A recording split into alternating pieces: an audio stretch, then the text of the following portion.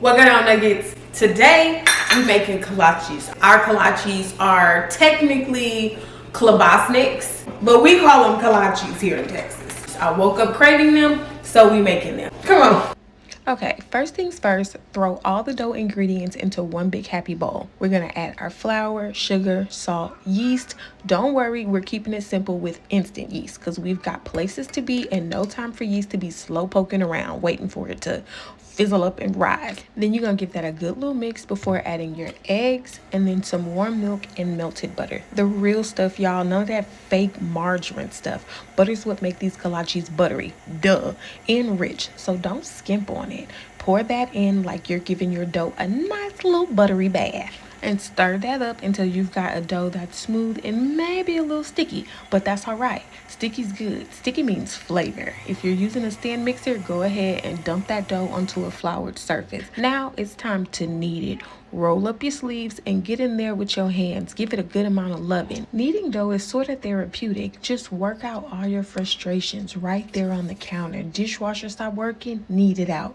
Kids screaming all day, knead it out. Spouse being red flaggish, punch that dough down a little harder. Once your dough feels smooth and elastic, toss it in an oiled bowl, cover it up with a towel, and let it rest while you think about your issues. You just pound it into it. It'll grow from this moment after about an hour, and hopefully you will too.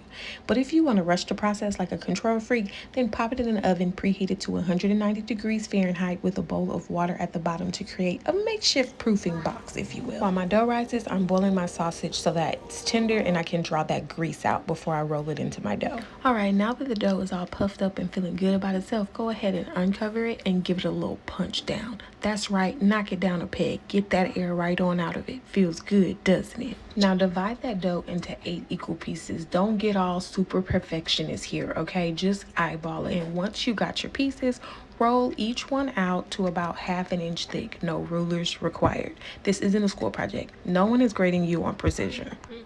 Now here comes the star of the show, your spicy beef sausage, or whatever you decided that you were going to fill these with.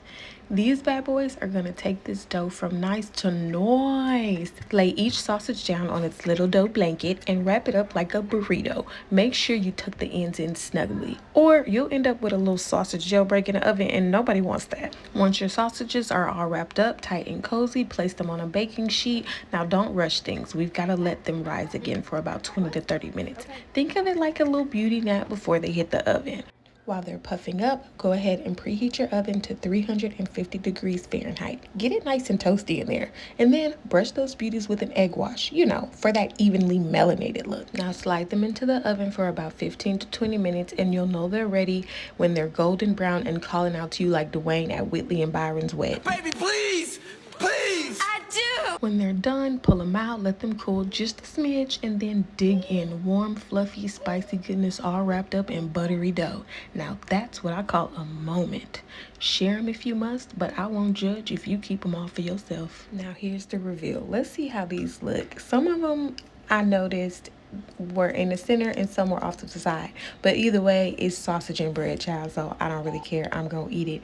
You can also use sausage, you can use ham and cheese, you can do ham, egg and cheese, egg and cheese, whatever. I did boudain because that's a big thing here in Texas as well, and honey, I love me some boudain. Okay, now if you want a little extra spice, you can add jalapeños into the mix as well. I didn't want the dough to take away from the spice of the boudain, so I actually added some cayenne into the mix before rolling it in the dough. That way I could still have that heat. Enjoy, y'all, and remember, if it ain't wrapped up in dough and smothered in love, it's not worth your time.